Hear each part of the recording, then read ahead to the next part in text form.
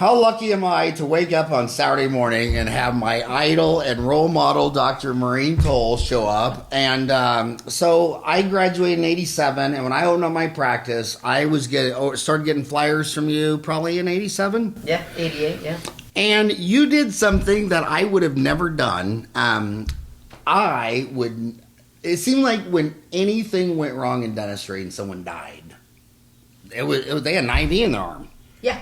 And when you looked at the market, when people coming in, and you told them they needed a crown or a root canal, they only had two questions. One was fear. Oh my God, are you going to give me a shot? Can you put me on ice? Can you knock me out?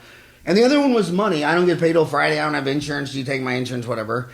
Which is why I call bullshit on this same-day dentistry thing where everybody's running to same-day dentistry and dropping 150 grand on CAD-CAM. Because I've heard that like once a decade. And then I just call my lab and say, I usually give you 2 weeks, but on this one case, is there any way I can get it back tomorrow? And they go, absolutely. You don't abuse it. So you're half the market. And you must have balls bigger than mine. Because I just fear that. And Maria, in all seriousness, seems like anytime dentistry makes the news, it's because some kid, 4 years old, was put to sleep, didn't wake up. We had one in Hawaii this year. We had one in Texas. The Texas government is starting to ask questions like why we had sedation deaths. So is sedation, does it scare the shit out of you? No, because there's a right way and a wrong way to do it. So in dentistry, and I want you to know the current statistics from the editor of the National Organization of the American Dental Society of Anesthesiology. So these are dentists. Say that again, that was a mouthful. I'm sorry. American Dental Society of Anesthesiology, ADSA. Dentists, anesthesiologists, and oral surgeons that put people to sleep. They do that IV thing, like you just said. And what they do, though, is they've only got a number of years of training, okay? So you get out of dental school and you do 2 years of training. And then you're supposed to be able to go into dental offices on your own, bring your own equipment, and take care of patients. Well, this editor-in-chief basically last year in 2016 said, we got to raise the barn. And I'm like, what is he talking about? He estimated, okay, with all of the other information from this national organization, that 1,000 deaths, unnecessary, just like you're saying, Texas, Ahwatukee, wherever you talk about, 1,000 approximate deaths, totally preventable, all right, have occurred. My quest in providing what I'm trying to provide is to, number one, say that you can do things safely. You can do things predictably in the field of dentistry. You can help change people's lives from that fear, that pain, that incapacitation to empowerment, to a great life, to a great smile. And you can do it safely. And that's really what my course and my information to share with you is all about. That's interesting. But before I go on this, there's things that are going wrong. Some people have said, look, you're never going to have death-free anesthesia in a hospital. You're always going to have some cases. But is that like just rare, sicker type, ASA 4 people? I think in dentistry, what we want something immediate, and we want it real quick, okay? And in dentistry, people come in, you tell them what they need, and then they either have it done right then and there, or they schedule, right? That's kind of like the way dental offices work. In the realm of anesthesia and dentistry, you have to do your due diligence. If I walk across 40th Street like this, and it's a busy street, I'm going to have a bigger chance of getting hit than if I look both ways and prepare properly. That's what I'm all about. You prepare properly, get a proper history and physical. Doesn't take long. You can even find physicians, that, hey, go to this doctor. They'll get you a history and physical, just like an EKG for a little one.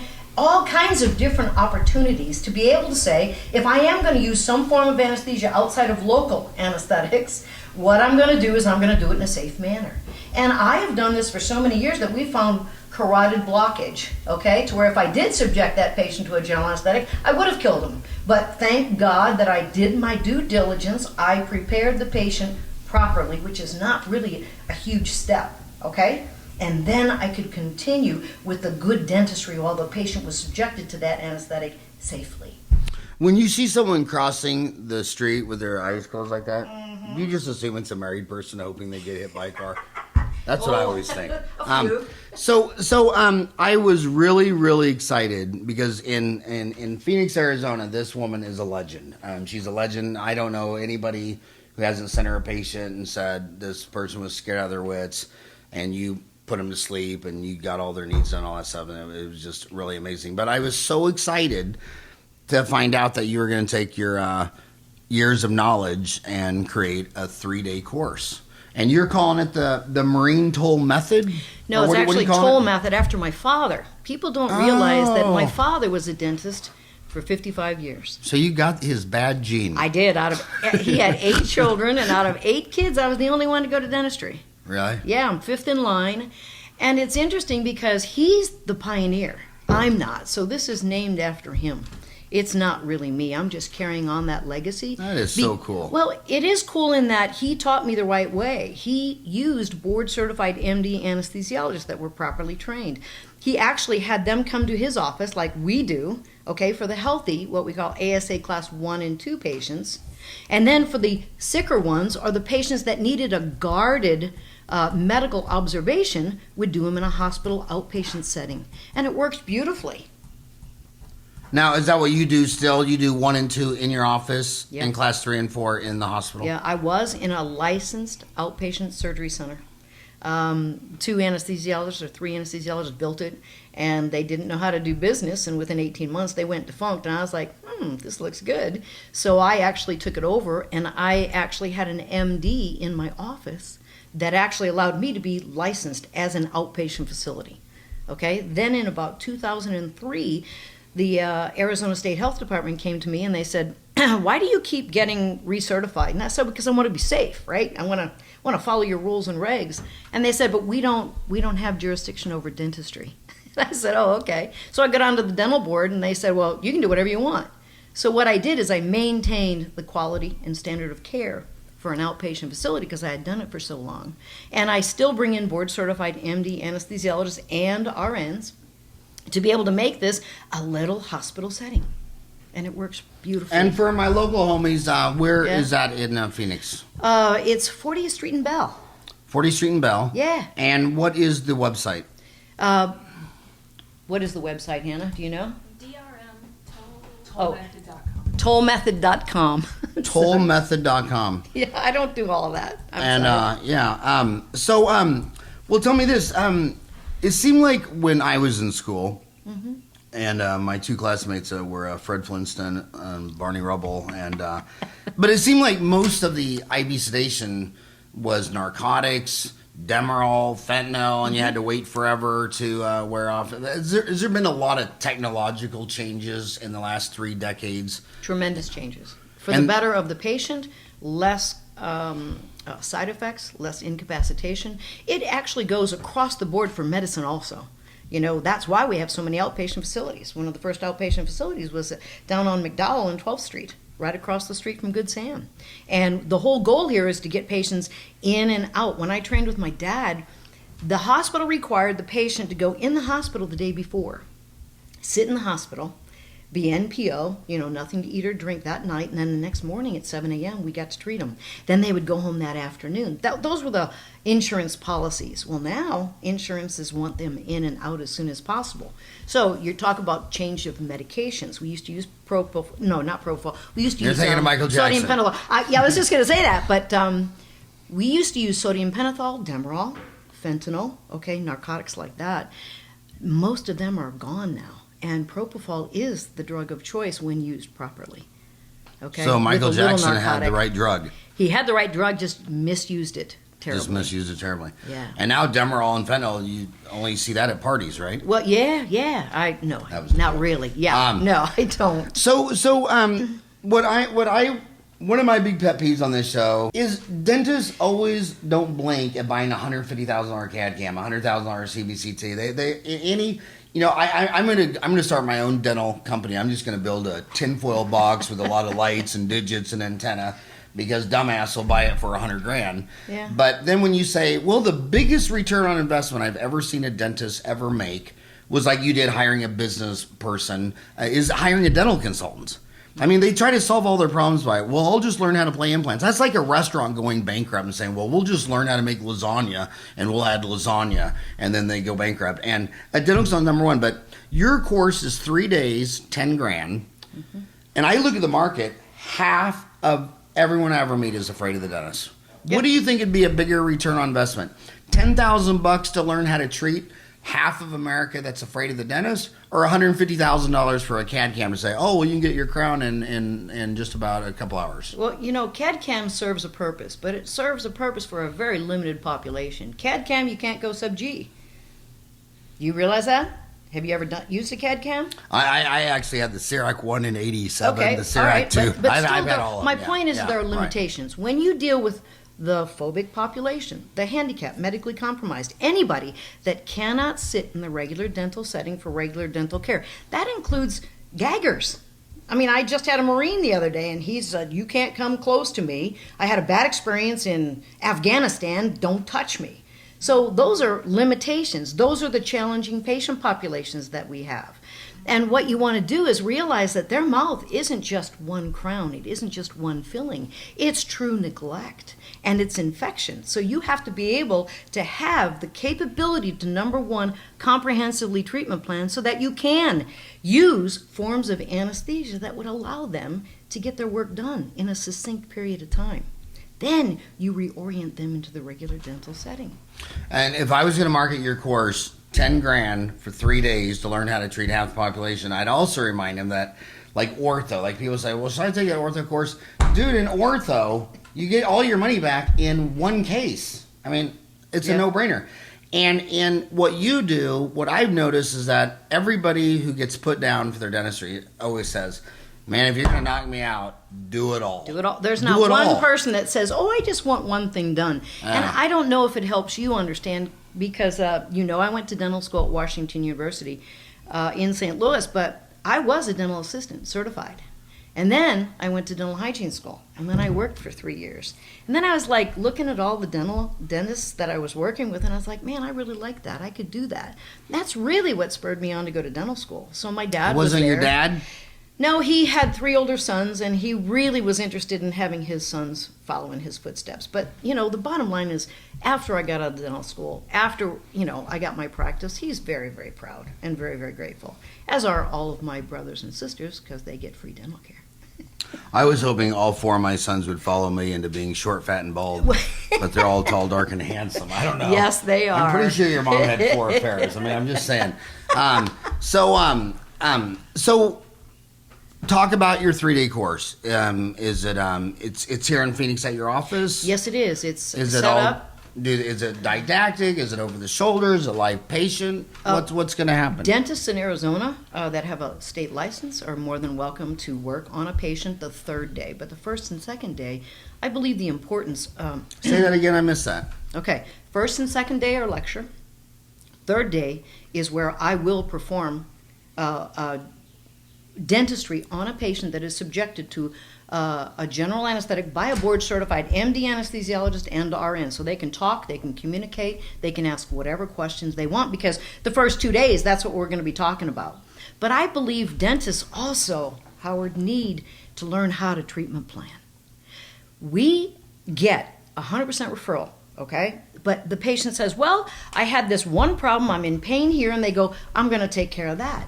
And I'm like, but you got 12 other cavities. You got 3 other abscessed teeth. You need those taken care of too. And they go, oh, they never told me that. So comprehensively treatment planning, and then making sure that you set it up for 1 visit, 2 visits, or 3 visits, whether it's full mouth reconstruction, okay, whether it's extractions for dentures. All of these have to be properly implemented before you put somebody under and they go, oh my God, I didn't plan on this. So that's really what we teach in the first 2 days. So that comprehensive treatment plan, and then how to use all forms of anesthesia, like the oral sedation. If you get a phobic, yet you did a root canal while they were asleep, you know that you can take that crown off and put that permanent on. No local needed, no trauma, and it's a short period of time. So you can actually inform that patient. Now, there are patients that say, I got more money, I got more time than I got for anxiety, so just put me to sleep. Okay, great. You listen to the patient. I believe also in these first 2 days are information that we need to listen to the patient.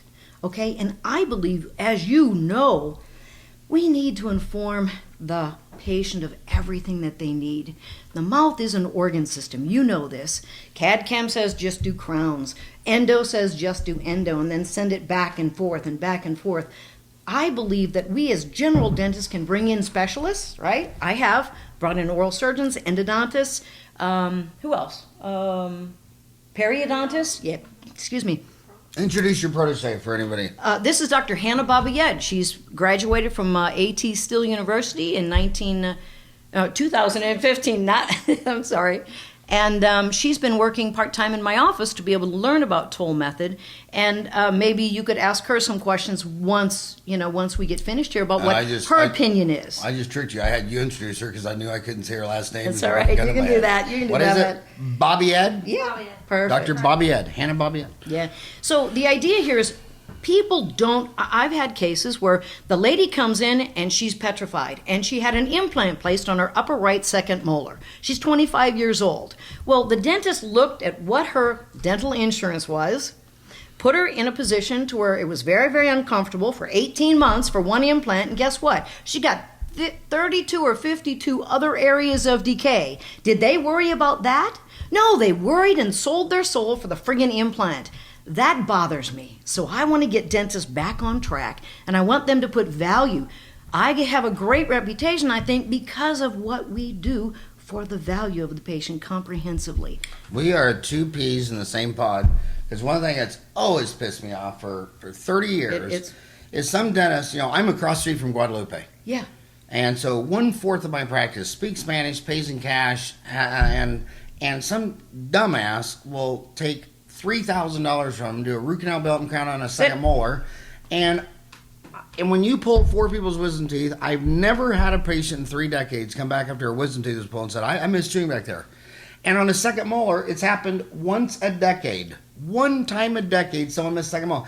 And then you go to other countries, we've lectured around the world, many countries, they will not put money into a second molar because they say no one ever chews, no one misses. So why would you do a root canal, belt and crown on a second molar, which does almost, at the most, it could do 1/6 of the chewing on one side, and that would be the highest end. It's probably non-functional, never used. The tongue is tied down in the back, it only moves up in the front. When you could have pulled that and done $3,000 worth of fillings to prevent future root canals and crowns. Second molars, and then you tell me you don't want to try to do molar endo because it's a really hard second molar. My God, do it on a second molar because it's a gimme tooth. If it all goes incredibly south, just sit there and say, I'm going to give you your money back and we're going to remove it because they're useless. They're wisdom tooth's second cousin. I agree 100%. There are the old adage, there's more than one way to skin a cat. My dad used to say that all the time. So you could actually... Speaking of cats, did you know I almost became a veterinarian? Because I thought it'd be so fun to put down cats all day. But then when I found out they had to do other stuff, I went into dentistry. I'm just kidding. I have 3 cats. That's a joke. But anyway, continue. No. You can actually perform a root canal on a tooth and do a large core buildup with a nice strengthening post, your choice of materials, right? But I'm not here to teach you dentistry. I'm here to teach you. You got your degree. You paid your money for it. But what you need to learn to do is to treatment plan properly. When you go to dental school, I ask her all the time, do they teach you how to comprehensively treatment plan? Yeah, but then you go over here, oral surgery, endo, prostho, and I think the patient gets lost in the whole comprehensive picture. We just need to be able to sit a patient down, and I think you already know how to do this, is to tell them everything they need. Then it's their job to make the decision as to what they want. But here's what you're up. Here's the reality of what you're up against. We're social animals. Mm-hmm. And they're hardwired to not be confrontational because we all have to get along and survive as a group. So I just feel horrible to tell you have 15 cavities. I don't want to be the bad guy. I don't want you thinking that I'm just trying to make a bunch of money. I'm a social animal. My mom's Catholic, so I'm guilty. My mom's Jewish, so I'm double guilty. I just don't. I can answer that. How do you tell a sweet young dentist to be the bearer of bad news? It's not the bearer of bad news. Number one, Number one, it's our obligation as a dentist to be able to tell people they have infection. If you had an infection on your arm or your leg, would you have it taken care of? Would you want a physician to tell you what you have so that you can get better? That's my approach. So I feel really good. I feel like I'm empowering that patient to have information. When we see patients, we remove headaches. Seizure activity has gone away. I'm not saying we've prevented it or stopped it, but I do believe that the anaerobic infection that's in the oral cavity, that has been there for a long term, chronically, can adversely impact patients' diet, their sleep habits, their efficacy of their medications. And when we clean all of that infection away, their life changes. And that's a good thing.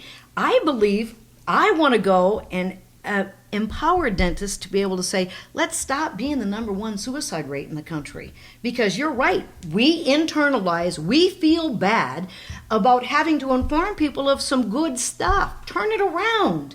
Make it worthwhile for you to feel like I'm the good guy, I'm the good girl, right? And it really is amazing how many people really respect and appreciate what you share with them. The other tools that we can use is not only our knowledge for comprehensively to treatment plan, but to use cameras, photographs, the intraoral camera. You show them that big hole, you show them what's been causing that headache up here, okay, for this long length of time, it's going to make a difference. And then you supplement it with the radiographs and you go, wow, I think that dentist might have an idea of what we're doing and what's going on in my life. And you know what? When we present it in that manner, not many people say, well, I'm not interested and I'm going to leave. So little Kayla is 25 and just walked out of dental school in Salina, Kansas, and she goes to her local study club. Mm-hmm. Of all the 9 specialists, if she wanted to learn how to diagnose and treatment plan, which specialist do you think would be best at? The oral surgeon, the orthodontist, periodontist, prosthodontist, pedodontist, public health? General dentist. General dentist. Mm-hmm. I think you get some seasoned general dentists out in rural areas. I know a lot of them, and they've had to do everything. Okay, so you know there was a day when prosthodontists and oral surgeons were the only ones to do implants. You remember those days. Oh, when Brandmark got to America, he would only allow oral surgeons to go to his class. And I used Brandmark. Okay, I was an exception to the rule because I was a hospital dentist in St. Louis. So yes, you are absolutely correct.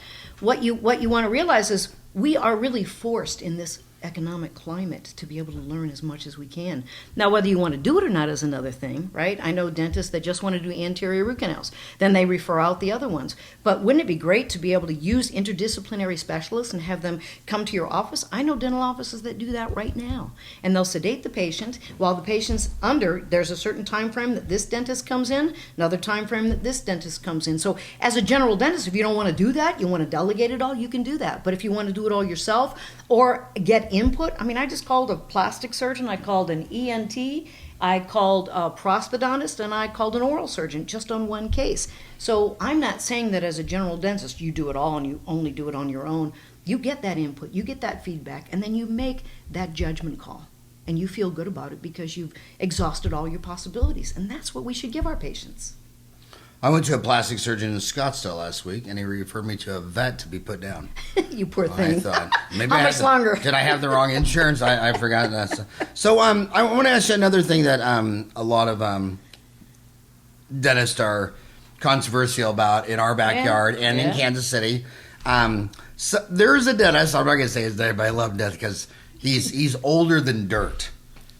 But for 30 years, he's had a full wet bar in his waiting room because half the market's afraid, and his homies come in, make himself a stiff drink to cool the nerves, and then he does a dentistry. Oh, they do that in New York. And a lot of patients who are laughing at that, a lot of dentists laughing at that, don't realize what % of Americans do you think make themselves a stiff drink before they go to the dentist because they're scared out of their minds? Statistics say that 147 million people do not go to the dental office for the 4-letter word fear. You know, docs. DOCS, the oral sedation, want you to know their card that comes out every month says at least 97 million people are fearful of the dentist. So they've got studies out there.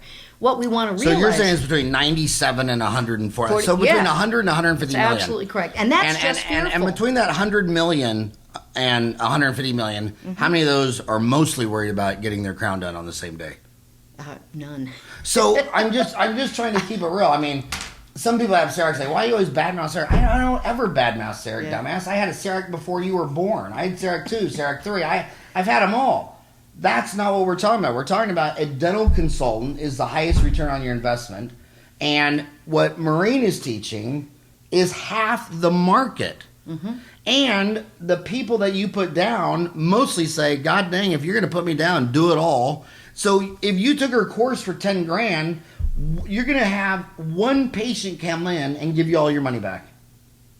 And you'll say, no, I think I'm going to get a laser, which stands for light amplification, stimulation, emission, and radiation, or losing all savings equals reality. You've got a few good points there. Yes, you do.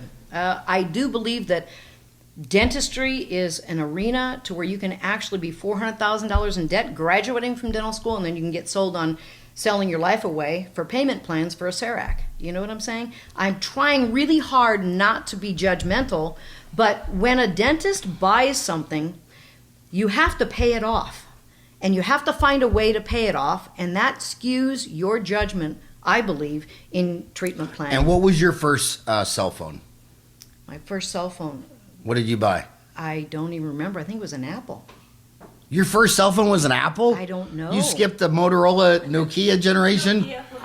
No, I didn't Was yours have a Nokia flip phone? I think so. I didn't have a flip phone. Imagine that Nokia Yeah. flip phone was a Yeah. $150,000 CBCT. Would you like to buy that and own that for life? Or did you like it 3 years later when the new model came out? The and new throw that models. out? That's, Why would you want to own that's the another current variable. model of cell phone for the rest of your life Yeah. when you can send them to when I go to my doctor and he needs an image or whatever, he sends me somewhere else for the MRI, the CAT scan, Right. whatever. And I got shitty insurance because my CAT scan, they just bring in a cat and it just walks around and stiffs me and smells me and poops on the floor. You are so cute. So do you think, because I know these guys, they'll spend $100,000 if it's got blinking lights and an antenna on it. Yeah. And then when you say, okay, you're $10,000 in 3 days, what's the chance that they're going to get a return on investment in year one? Well, the way you want to look at it is, I want to give tangible results. So if I can convince someone to even use oral sedation, all right, or IV sedation, and it doesn't have to be with them, it can be with an independent contractor, the properly trained professional that would come in. And if you can get an extra hour to 2 hours with that patient being comfortable in a captive state, you can actually do, and I'm going to be very conservative, $1,500 more on that one patient. You do that 2 times a week, and that's the least that you're going to learn, okay? And you multiply that week to month, you make a pretty darn good addition to what your investment would be. So that'd be $150,000 a year. Thank you. That's minimum. That's not including other aspects of comprehensive general dentistry. So I'm trying to be real, like, how would I say, simple, you know, in my explanation. So we talked about that IV sedation has changed from back in the day. You said it was Demerol and fentanyl to now it's Michael Jackson's Propanol. And when you administer that, do you kind of shuffle backwards? Do you walk? No, I don't. I don't do the moonwalk, man. You should. I wish I did. Have oral sedations changed in the last 30 years? Well, interestingly enough, each state is different because with oral sedation, like in the state of Arizona, it is very limiting because you can only dose once. So you can give it to the patient the night before in their home. You can give it to them the morning of in their home, but then when they come in the office, if they're still nervous, you can't redose. All right?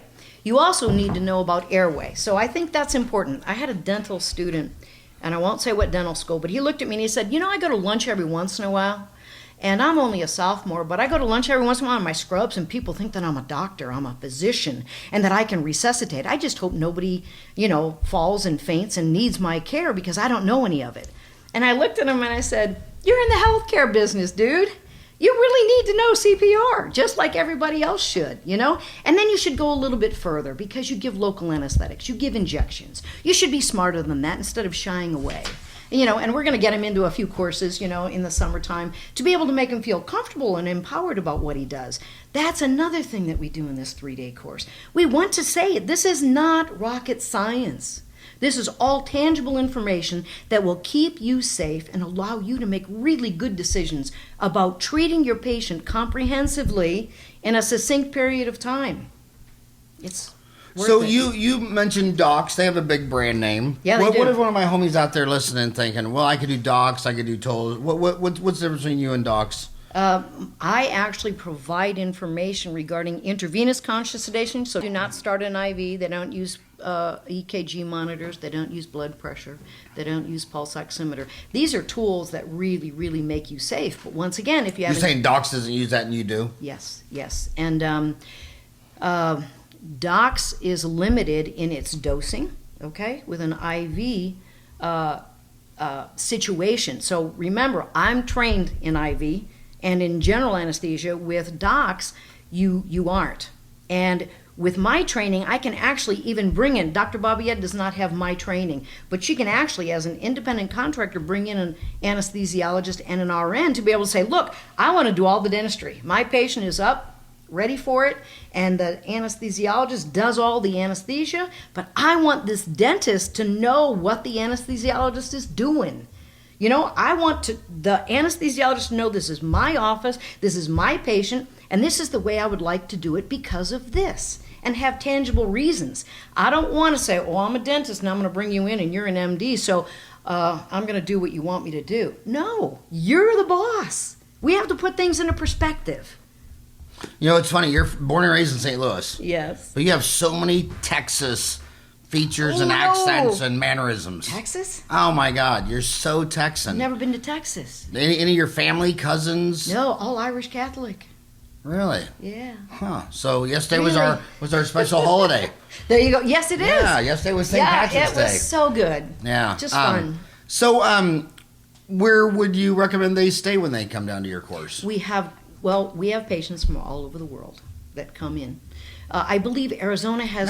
You got to be so impressed. You have patients from all over the world. That is so... I'm very blessed. How cool is that? No, I am very blessed. But what had happened is Arizona is a great place for advertisement. So over the years, you've seen me on TV, you've seen my brochures, and people watch TV and they hear about what I do, and it rings a bell. Might take them 2 or 3 years to come to my office, but they will have taken my number down because exactly what you said, they want to be asleep and they want it all done, and that's what I always share. When you did that TV ad, I called the station and I wanted to do a TV ad too, and they said, dude, you have a face for radio. You were so bad. So they sent me to a radio station.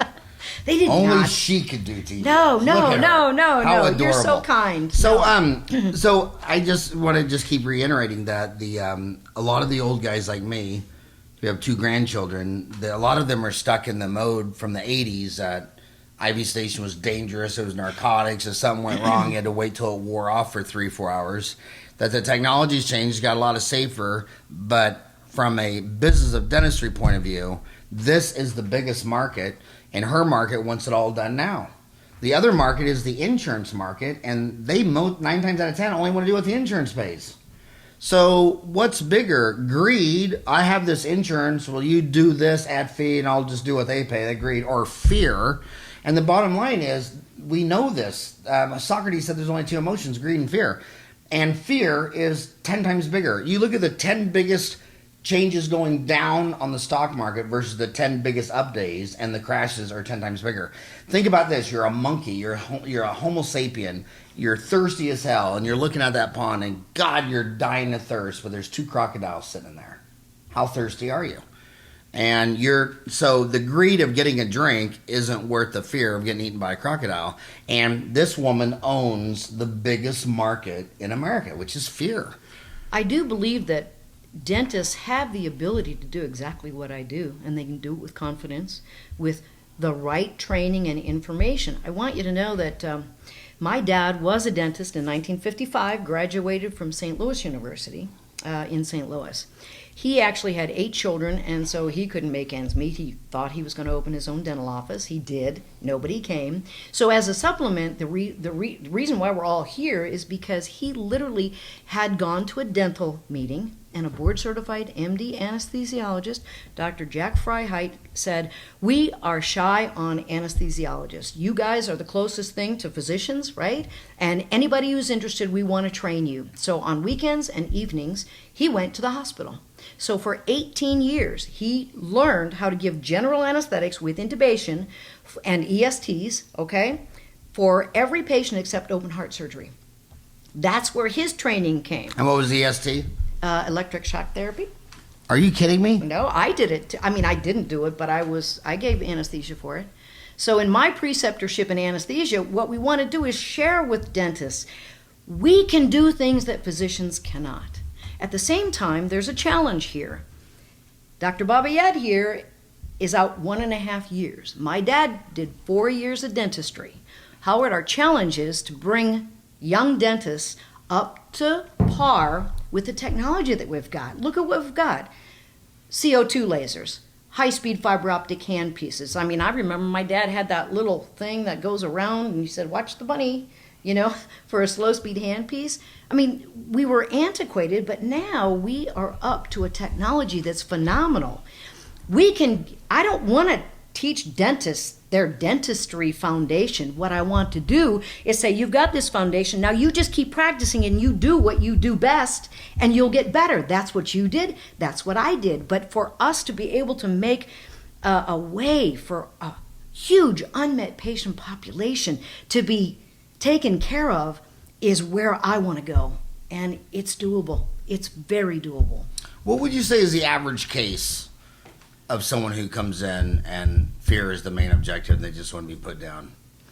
Boy, that can range because, see, I say, as my dad said, there's more than one way to skin a cat. You can do root canals and fillings, right? That omits that crown and all that. But then you must inform the patient that, look, this is a temporary economical fix, right? So it's all in that proper treatment planning, that proper setting of goals, right? And if the patient doesn't come back and they break that tooth, guess what? They'll come back to you, they'll be put to sleep, and you can make the crown and the core buildup. So it's a really great way to generate your patient population and make it worthwhile. And the numbers go on and on from as low as $500 on up, Howard. It's truly amazing what people will want. We as dentists, I feel, we say, all right, dental insurance pays $1,500. Let's see, what can I do? Just like what you said earlier. We have to get out of that mode. We have to empower the patient. You've got infection. You don't have function. You don't have aesthetics. This is what we can do for you. Now, it's not up to me to find your financial arrangements, but people have leveraged their homes. They've sold cars, vintage cars. I can't tell you the stories. And you know what? When they're done, they are very, very proud that they did that. It was an investment, and not one person has ever regretted it. That is so true. And dental health, I never really think of it as dental health. I think it was an extension of mental health because I've seen so many devastated people from their oral health condition. I remember, I've been doing this 30 years. I've had patients come in and say that I pulled all of her teeth. I gave her a denture. She couldn't wear it at night. So she told her husband he couldn't sleep in the room because she wouldn't take him out in front of her husband. And then she locked the door. And after 6 months of him sleeping on the couch, and he finally left and ran off with someone else. And she's sitting there saying, I lost my husband because I didn't take care of my teeth. And just all these things. And I've had a lot of dentists over the years at bars eating burgers and fries and beers saying, I remember putting a denture in this lady in Louisiana, and then the next thing I heard 2 weeks ago, she killed herself. And so dental health is more about mental health than dental health. It's not about occlusion. It's about, does this person look in the mirror and like themselves? You know what I mean? Well, we can get as basic, and sometimes we as dentists lose sight, but we can get as basic as realizing that this lower jaw is not connected to anything but the upper skull. And we've got the two joints here, okay, that are held together by ligaments. And our basic foundation for the stability of this lower jaw are your teeth, okay? And then you look at infection. Infection is what makes people go to the dentist. That's the only reason why they come to me.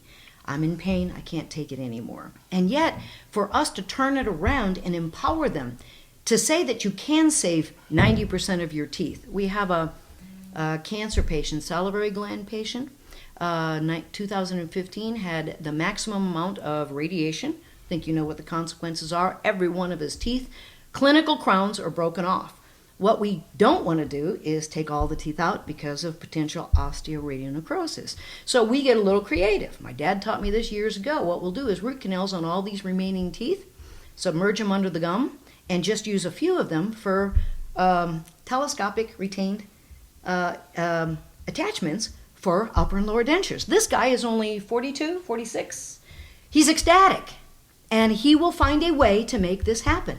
It's not my responsibility to be concerned about the finances. You would be amazed at how many people find a way, because I think in this world, it's not a world of need anymore, it's a world of want. What people want, they will find a way.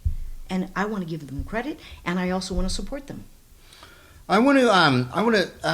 The bottom line is, people like us read books. Yeah. We go to conventions. Yeah. We're old school. Her generation, it's all iPhones, YouTube, Facebook. So you're probably 80% of that audience is under 30. Okay. And so one of their big concerns is that they come out of school, and the first thing they always say is, my God, I didn't learn anything in school. I didn't place one implant, not one Invisalign, no IV sedation, no oral sedation.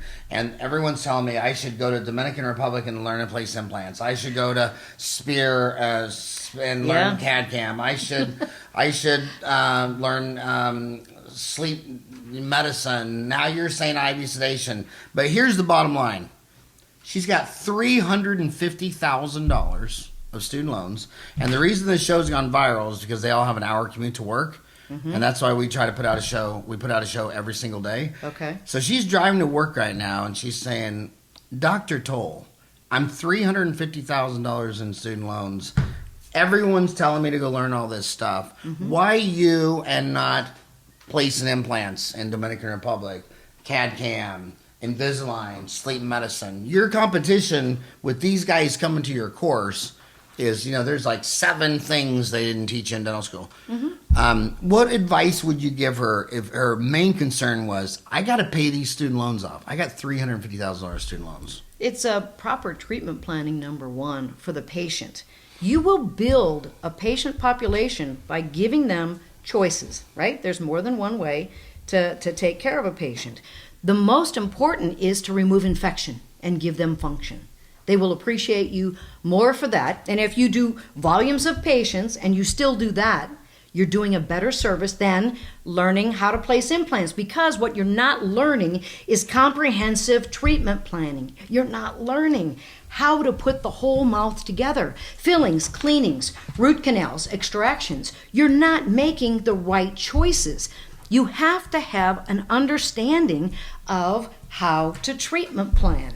And that is where you go to CAD-CAM, you only learn about crowns. You go to implant training, you only learn how to do implants. What is the biggest complication with implants?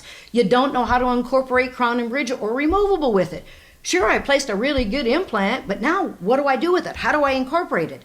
So what these dentists are doing, I think it's commendable, but it's the wrong direction.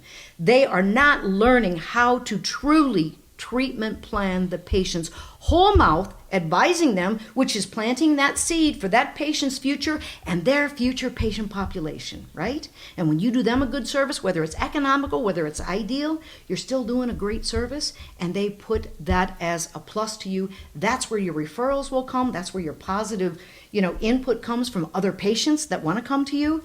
It's all together. And actually, I've had Dr. Babayed in my office for 1.5 years. She came out of dental school 4 years. My dad came out of dental school 4 years, 1955. Look at all that we've learned. I believe the essence is to treatment plan first. You know what you can do? You can treatment plan, do the fillings, cleanings, the crowns possibly, what you're comfortable with. Then talk to an oral surgeon. Say, look, I want to place this implant. And then talk to a prosthodontist. I want to do this. You should be able to talk to your colleagues. That's what I did. I can name hundreds of them that I went to and I said, I need to do this, but I want your input. And you know what? They were good colleagues. They helped me learn to have confidence in my treatment planning, and it worked. And that's what I'm trying to do with her. So who did you fall in love with more? 4 years of Jack Dillenberg or 1.5 years of Maureen Toal? Who was more fun and exciting in your life? No, don't make me answer that. Don't make me answer that?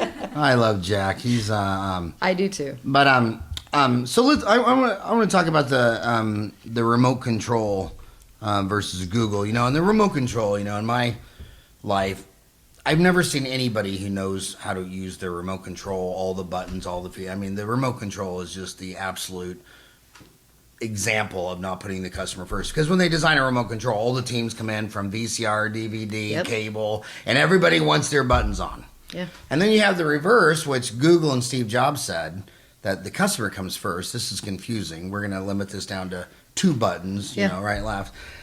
So the endodontists are more like the specialists are more like the remote control. They want the patient going here, here, here, here, That's here, right. here, here. And then when you say, well, do you want to be a remote control? Do you want to do what's best for the patient? Because the patient doesn't want to go to 8 different places.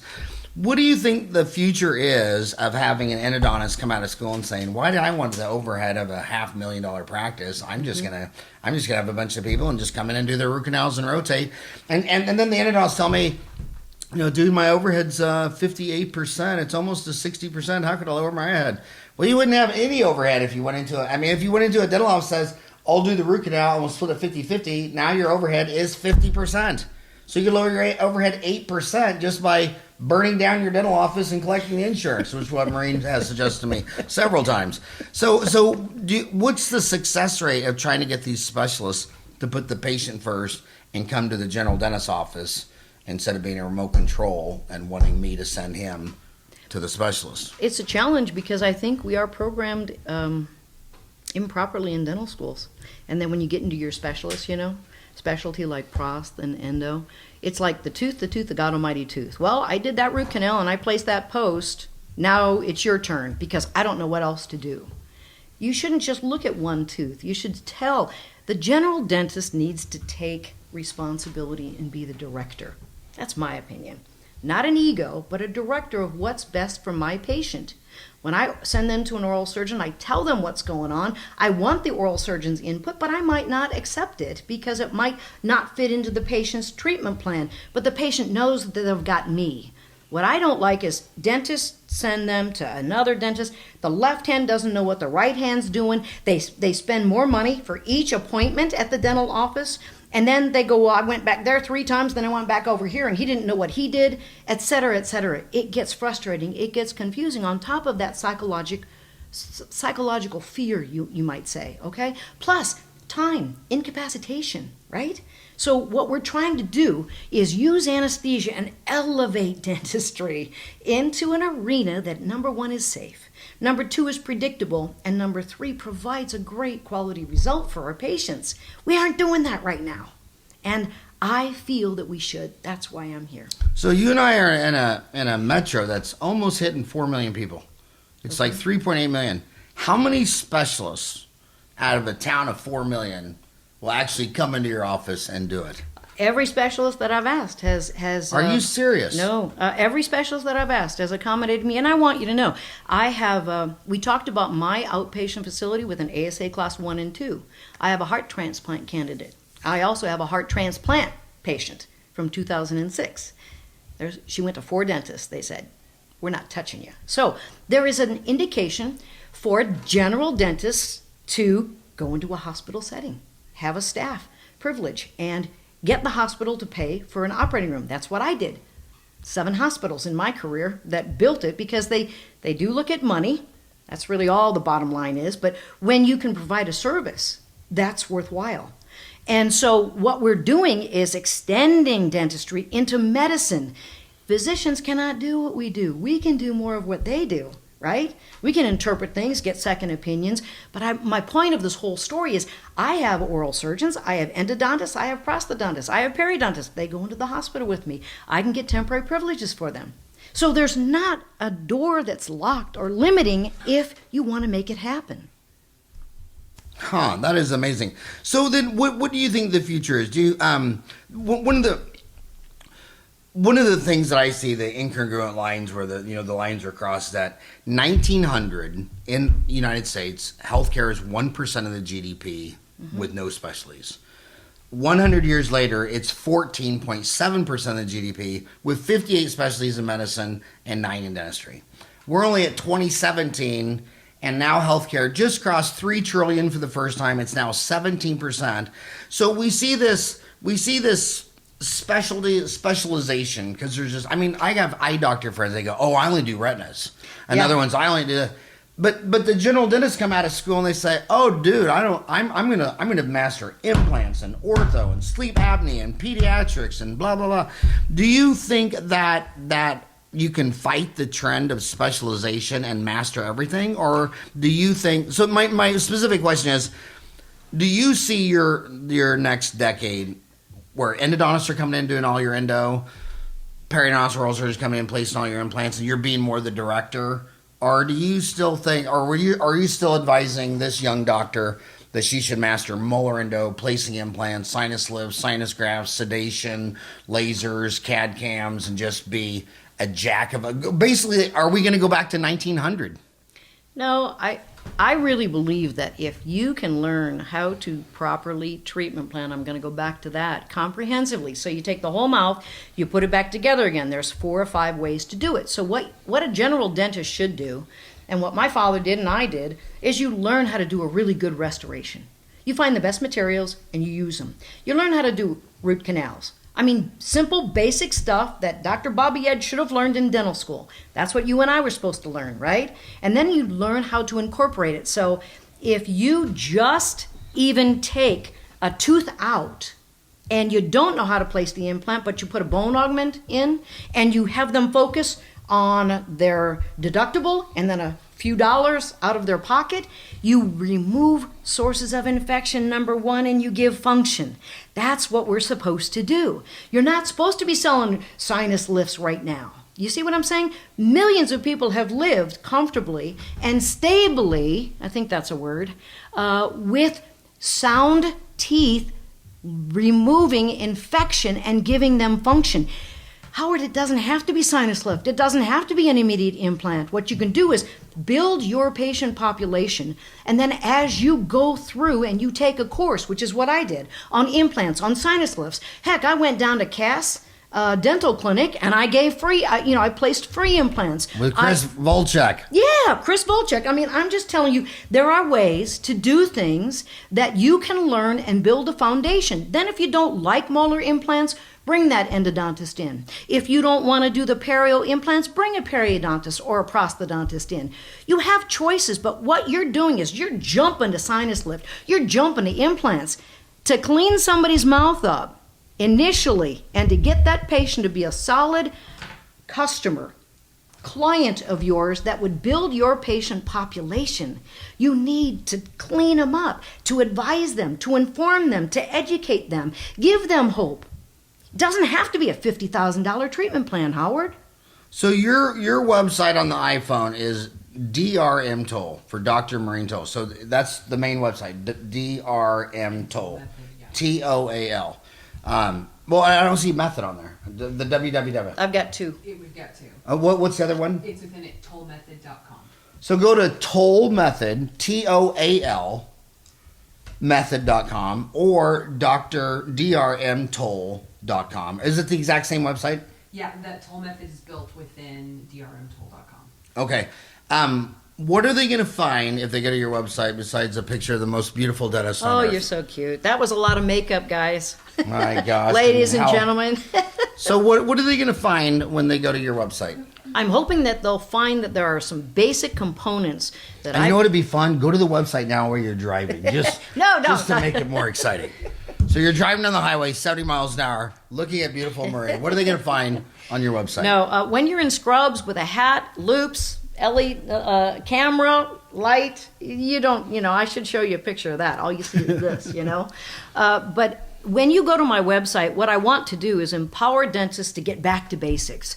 Comprehensively treatment plan, take care of your patient's immediate needs, remove infection and give them function. There's many, many ways to do that, and that's part of the first aspect. The second aspect is know that anesthesia is an integral part of people's wants today. They want to be comfortable. Billions of dollars have been spent for plastic surgery, elective, totally elective cosmetic procedures. And yet, when we go to dentistry, 2016 was a number of $21 billion, I think. So I'm trying to not get into specifics, but it's in the $1 billion range. So people will go for those elective things, right? To look better, feel better. Okay. So you're saying 2016 we hit 20 billion in cosmetic surgery? Cosmetic, yeah, anesthesia for cosmetic procedures. You're talking about just anesthetic for, or you talking about the whole thing? The whole thing was 20 billion. So my point is we're putting people to sleep, we're intubating them, we're using oral sedation, we're using IV sedation in a medical arena, and us dentists are sitting there. Okay, we got 147 million people afraid. We got a huge patient population that's unmet, that has gag reflexes, medical needs like Down syndrome, CP, MS. I just saw Alzheimer's patient, Patients healthy as a horse, just brain's gone, yet they have infection and they stopped eating. So the husband brings her to us. We evaluate. She's going to be put under general anesthesia. And what we were going to show you in Toal method is that you can actually take a complete mouth set of radiographs. You can do black boxes. That's what we call them. It's just a wonderful opportunity for us to be able to take care of our patients when we don't know anything about them outside of their medical history. So I could go on and on with what you're going to learn, but also ways that you can use all forms of anesthesia. So treating the mouth comprehensively, using all those forms of anesthesia are really important to elevate us to the standard of care. You talk about all these specialists, but you know what? I think anesthesia is a most important component in dentistry today. It will eliminate and alleviate an awful lot of the phobias and challenges that a lot of our medically compromised patients have. They have the right to have dental care. And you can follow her on Twitter at D.M.D. Toal. I just retweeted. So you're following me. You can find her there because that's got her website. I'm just trying to give them, they're driving, so it's hard to write things down. Okay. How is this class size limited? Is it more intimate or is it... Howard, it's limited to only 5. I'm here to empower people. Only 5 people? Yeah. 3 days. Is that a Friday, Saturday, Sunday? Thursday, Friday, Saturday. Thursday, Friday, Saturday, 5 people. How many times a year do you give this? I want to give it 2 times a month. And nice. Yeah, and I'm a good clinician. Nobody's perfect, but I've really I lecture a lot, and I'm comfortable, as you know, with what I want to say. It's just I've never taught. And I want to do this because I do believe there's a tremendous need. There's a tremendous need. Is it really, though, because deep down inside, I grew up with 5 sisters. Yeah. And out of my 50 employees, I think only 4 are guys. So, Ooh. But I always thought that deep down inside, every damn girl at some time in her life wanted to be a teacher. Is that true or false? No. I think it's because my sisters used to set up fake schools, and whenever I wanted to play with my sisters, I always had to sit at a desk, and they'd rotate who was the pretend teacher. I think my arena is that I was a dental assistant, so I knew how to dental assist. I then became a hygienist, so I knew perio real well. And then when I was working and I decided, wow, I can do this, it just was a great foundation, and then I got to be the president of my dental assisting class, president of my hygiene class, and then vice president of my dental school, for 3 years. So the idea is I was good at what I did. And it made it easy for me to explain. I was a TA in perio, so I was comfortable. I loved helping my classmates figure out what they're going to do, why they're going to do it, and we all had a great positive experience. Well, I can vouch for her. She's a homie in my backyard for 3 decades. Everyone idolizes and worships this girl. You should take her course. More marketing that you should do is... the online CE has massive take on. Every time I lecture at a massive convention, did you realize Chicago Midwinter? They just had the Chicago Midwinter meeting, right? Yeah. You know how many total dentists registered? We're just talking about registered. No. 6,700. Wow. You can, and right now you're talking to 10 times that many. Yeah. It's because their generation doesn't need to fly right. to Chicago and sit in a brick building. But you should get with Tom Giacobbe, a dentist in Chandler, who was totally excited that I got you on the show. I appreciate it. I said I only had to ask her 12 times in 2 years, but she finally did. You should get with him and write an article about the Toal method. That'd be great, Mark. If I'm just following that you want to fill 2 classes a week, a year, a month, and I also think that another incentive is a lot of people listen to podcasts. Is because I think the greatest thing for this show was the last election, because so many dentists just said, I can't turn on the radio. I don't want to hear one more. It's like me. I got my two older sisters are nuns. I don't like to talk religion or politics. I mean, and my little brother's more gay than Liberace. Do you know how fun it is at Thanksgiving when you have a gay brother with his husband asking a nun to pass the salt? I mean, I hate talk about religion and politics. And and this show went viral because people said, I'm driving to work. I just want to get pumped up for work. Yeah. I don't want to listen about, all that crap. Yeah. And, but there's another separate segment that does online CE because they won their ADA, AGD credits to renew their license. So a lot of the people listening to you on podcasts want to listen to you, but a lot of people will listen to you on online CE. You got a 3-day course. You should do like an hour overview. Okay. And then they'll get to meet you, fall in love with you, your chemistry, and they'll only have taken it because they wanted to get AGD credit or ADA credit. Well, there's 24 AGD CE credits. And then for the 30,000 their FAGD that are trying to get their MAGD, their question is how much of those 24 hours are hands-on, how much are participation? Because once you got your FAGD, you're only in search of participation. Right. With the state of Arizona, you can only participate in the touching the clinical patient if you have an Arizona State dental license. I'm trying very hard to change that. So when you come out... You know how you can change that? I don't know how to change it. I was talking to Sam Palmer at the dental board. No, you know who owns the Arizona State Dental Board? No, who? I can say this because I have the gay credentials of having a gay brother. Chris Volchek is the only gay dentist I know that would admit it. I can call him. The board loves that guy. If you told this to Chris Volchek... Yeah. The board, I mean, they're homies for 30 years. And I'll do it. Yeah. It's real important. I've worked with him quite a bit, and he actually has referred patients to me because he's like, there's no way anybody can treat this guy. And I'm going, bring him to me. Yeah. And we successfully took care of him. You know where he was born and raised? No, I don't. You know why he's so down to earth? Huh. He was born and raised in Globe, Arizona.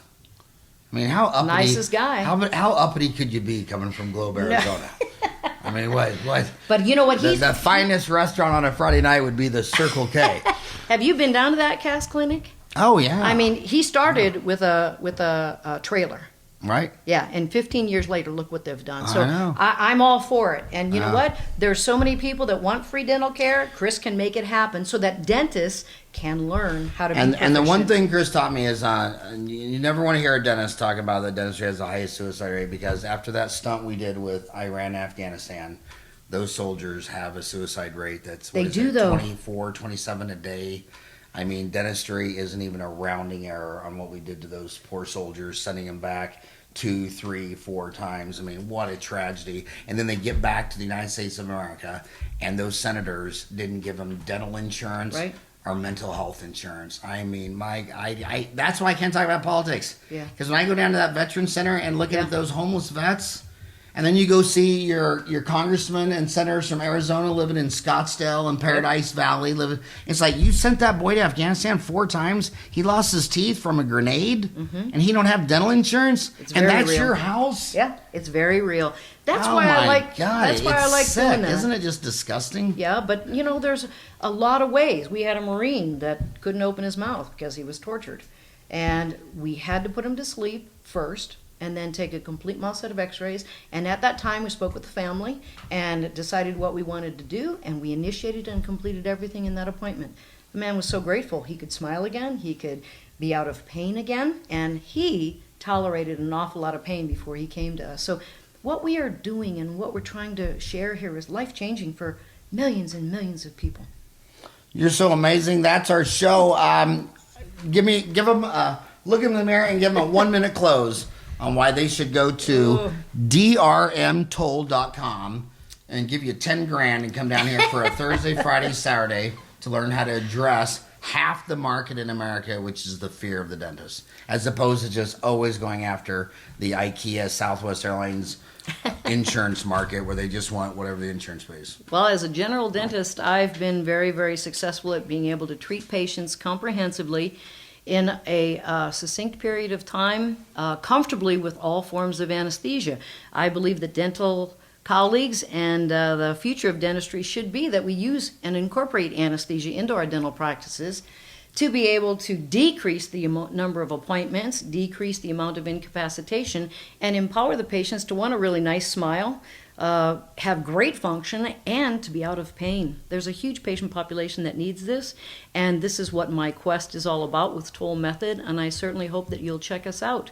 And I thank Howard Farron for allowing me to be here today. And what's the most amazing thing in the world is 2 Irish Catholics got up after St. Patty's Day and had a 9 o'clock meeting. We did. What time did you have to force yourself to stop drinking? I can't say. That might incriminate me. And speaking of Ireland, guess what my mama wants for her 80th birthday? What does she want? She wants to go back to Ireland because the name Ferran, there's actually a little village there, Ferran, and she wants to go see the village of Ferran in Ireland. And I said, well, what do you want to do when we get there? And she goes, I want to see every Catholic church in Ireland. I'm like, okay, I think this is a job for my brother. How about I pay for it? And my brother, could you imagine having to go to Ireland and see every Catholic church? Oh my God, I can't believe it. We didn't get you to say anything. Oh my God. We're going into overtime right now. So what's your take on all this? My take is that I recently graduated and I was just so lucky to get in the hands of Dr. Toal. I mean, Faith just kind of brought us together, and I've learned so much from her that I haven't learned in dental school. I mean, what you get in dental school is basic clinical care and patient care. What I learned from Dr. Toal is how to really take care of a patient outside of the mouth. You begin with the initial phone call. You begin with the consultation, what it takes to take care of a patient, treatment planning, clinical work, to the point where a patient goes home. Your work doesn't end at the end of the workday. You're still there. You should still be on call and be able to take care of your patient. Not very many schools teach you that. Not very many offices do that. It's really kind of elevating the standard of care for dentistry. And I've been very, very lucky to be in this arena to learn that. And I hope to be able to provide that same type of care in the future. I'm very new, but I'm learning. I'm learning a lot. You know, it's so funny because most questions on Dentaltown they ask about an associate, it's always the same stupidest question on earth. It's like, I'm going back to Salina, Kansas, and one dentist is paying 30%, but I have to pay the lab bill. The other one's paying 25%, but I have to pay half the lab bill. Which one would you go? And it's like, that's the dumbest question you could ask. You should be saying, I want to a mentor. I mean, I would rather. I mean, you pay Jack Dillenberg negative money to go learn in his institution. So why is it the minute you graduate, it's all about the money? You should pick the dentist who's going to have a leadership mentorship on. That is one thing. If you asked me, what is one suggestion that I would make to students that are graduating, that is number one thing. Find a good mentor. Find a person that is willing to teach you, that has been out and practicing and knows the basics, the foundation of dentistry, and that will be able to give you, a proper ways that will guide you properly to be able to treatment plan, to be able to treat your patient, that will set you apart from other areas that are like that, where you're looking only at the lab bills. So you don't want to be that dentist just looking at the lab bills. Because patients know when you're able to provide value, and they will seek you out. And that is the patient population that you want to take care of. So they say never talk about religion, sex, violence, politics. So let's start with all four at the same time. It has been every dental consultant's observation that I've known for 3 decades that when you're trying to predict the success of a kid coming out of dental school, if they weren't born in America, they crush it. Because you weren't born in the United States. You were born in Belarus. Were you born in Minsk? Did you say Minsk? I was Minsk. How do you say it? Minsk. Minsk. Yes, How do you spell Minsk? Minsk. If you have so much ambition that you leave Vietnam, India, Belarus, and you come to another country, you're just a cut. The natural selection. It's a cut above the class of someone who doesn't leave their own country. It's like in the United States. When you see Mexicans in the United States, they're always working 10 hours a day, 12 hours a day. They're hammering construction. They're doing everything. And then when you go to actual Mexico, you see a lot of lazy people standing around doing nothing because the 10 million out of the 100 million most ambitious, hardest working Mexicans all came here, then we should be handing them roses at the border saying, thanks for joining our team. And now some dumbass wants to build a wall. Do you see that in your experience, that the people who had enough natural selection, ambition to leave their country to come to America are working harder than the lazy Americans? I see, well, different countries have different, I guess, opportunities. So in America, you have a better opportunity where you work hard, you get rewarded to the same amount, okay? In other countries, you work hard, but you're still rewarded at the same level where the least hardest working person works. So, I mean, and I think people realize that when you come to America, and if you work hard, you will achieve that level of life that you desire. So that is why you see that. And I'm not sure if maybe Americans see outside of the U.S. how life is in other countries. So maybe that is why. The only intelligent conversations I hear from Americans are from international business travelers who have, whenever you hear something just so dumb, stupid you've ever heard in your life, it's like, okay, were you born and raised and lived your whole life in Oklahoma? Yeah. It's like, yeah. Because nothing you said made sense if you'd been to Asia, Africa, South America. What age were you when you left Belarus? 14 years old. 14 years old? I'm going to ask you a separate question. Religion, sex, politics, violence. In all honesty, when you got out of school, this was considered a man's profession. When she got out of school, the dental schools were all half women.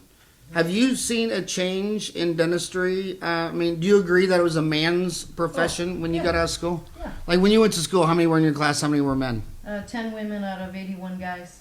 And the year before that, it was 3 women out of 79. 3 out of 79. And what was your class stats? I would say probably 50-50. We've had, equal amount. So does that worry you? Because, truthfully, when the United States gave women the right to vote, that was the suffrage movement in 1917, right? Was it 1917? I'm not sure. As soon as we did that, we immediately went into World War I, the Great Depression, World War II. Do you see the same thing happening to dentistry? No, I really don't. In medicine, we saw nurses not go on to be physicians, and physicians would say that that's going to dilute our population because women bear children and then they go away, and then we don't have the consistent building of our profession. They say that about dentistry also. Women are going to get pregnant. I want you to know I had twins, and I was back to work in 2 weeks. You had twins? Yeah, might not have been the Was smartest there only thing. 2 kids? Yeah. Man, I'd give anything Boy, if I could girl. only had 2 kids. No, Then Zach would be sitting there right now wanting breakfast. I'm just saying, it's all in what you want to accomplish, okay? I can't change that, I can bear children. But at the same time, I've got the right to my profession, and I really have never been discriminated. I have been surrounded by men most of my career, but I've never been discriminated. Well, following on that lead, when I was little, all OBGYNs guys were men. Now they're all women. When I look at pediatric dentists, I've only seen one boy in pediatric. When we're in dental schools, I've only seen one male in pediatric dental school in the last 4 or 5 years. Is pediatric dentistry changing the way OBGYN did? Because if you're sitting on an airplane and I always ask all these questions to random consumers. Who do you think would treat little Billy better, a boy dentist or a girl dentist? They always say the girl.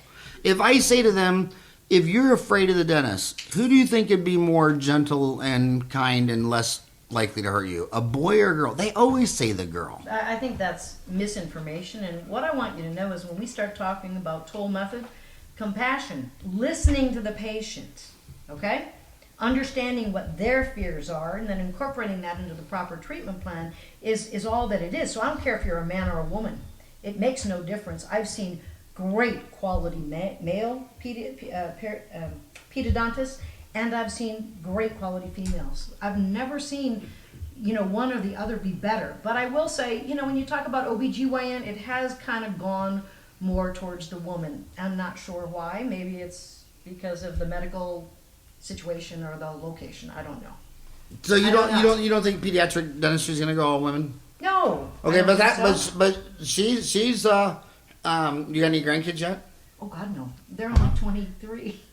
But they're Catholic. Irish Catholics are having kids at like 16. No, they just graduated college. And Thank you. what do you see? Do you agree the same, or do you think pediatrics going all women or I have noticed from my class, I guess more female dentists wanted to go into pediatric dentistry, but I haven't really seen that big of a trend. And the easiest thing in the world when you're trying to talk to a consumer is to decide if you're talking to a boy or a girl. That's pretty easy. It's pretty damn easy to tell if you're talking to an Irish person or a Korean. That's easy. The hardest thing in dealing with business and consumers is the different ways that the greatest generation thought versus the baby boomers versus the millennials versus the kids, because you don't see their thoughts. So it's hard to. It might be my generation thought, because I sure as hell would have 10 times less fear of a woman doctor. In fact, I gotta tell you, I want to do a confession right now. Okay. So at my age, when you're short, fat, bald at 54, the next thing up for me is probably a bypass, or my dad died at 60, both grandfathers died at 60, all three died at 60, and I'll be 55 this year. But deep down in my heart, if a man cardiovascular surgeon said, "Fat ass, you need a bypass," my first thought would be, "You want $100,000." If you two told me I need a bypass, my first thought would be, "Shit, I would have taken better care of myself if I'd known I would have lived this long." Do you see that? Because we sell the invisible. Do you think women have a leg up on trust with their consumers? I really believe it's all in presentation, Howard. It truly is.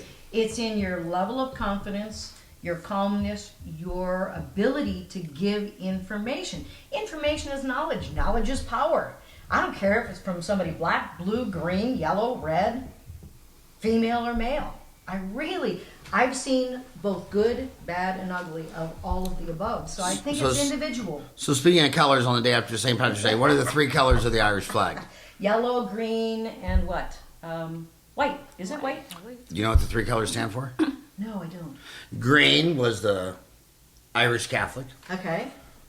The yellow was the Protestants. Okay. And the white was, "Can we all live together in peace?" I think that would be lovely. That was the design of the flag. And that's what you want. Yeah. I don't want to discriminate and say women are better. I have experienced women that are much more aggressive and rough, okay? Not only in their mannerisms, but in their treatment, physically, of patients. I've seen the same with men, and I've seen excellent care from both sides. I want to go back to business and with immigrants, though, because there's a big thread on Dentaltown that says, "I really want to live in San Francisco, but I think there's too many dentists." And again, so you're just seeing San Francisco, number of dentists, number of people. That ain't how I look at it. I look at how those dentists think. And the kids born in America go to San Francisco, and they open up an office, and they're Monday through Thursday, 8 to 5 and a half day on Friday. The Asians, Africans, and Latinos go into San Francisco, and they basically are open till 10 o'clock at night, and they're open Saturdays and Sundays. And they say, "Yeah, the 2 days I'm off is Monday and Tuesday, because that's when all the lazy Americans are there." So you don't look, and if you don't believe in culture and racism, and you don't believe in all these things, let's bring it back home to Phoenix, Arizona.